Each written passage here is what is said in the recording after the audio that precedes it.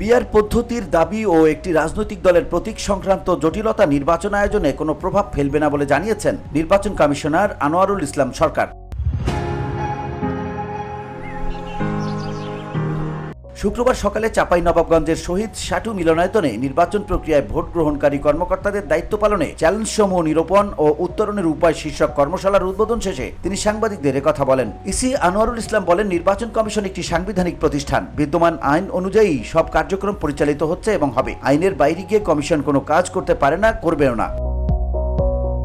সাংবাদিকদের এক প্রশ্নের জবাবে তিনি আরো বলেন, অতীতের অভিজ্ঞতা থেকে শিক্ষা নিয়ে যারা নির্বাচনে অনিয়ম বা অবৈধ কর্মকাণ্ডের সঙ্গে যুক্ত ছিলেন তাদেরকে এবার নির্বাচনী দায়িত্ব থেকে দূরে রাখা হবে। কর্মশালার উদ্বোধনী অনুষ্ঠানে আরো বক্তব্য রাখেন নির্বাচন কমিশনের অতিরিক্ত সচিব KM আলী নওয়াজ, চাঁপাইনবাবগঞ্জের জেলা প্রশাসক মোহাম্মদ আব্দুস সামাদ, পুলিশ সুপার রেজাউল করিম সহ অন্যরা। VOD Bangla news desk.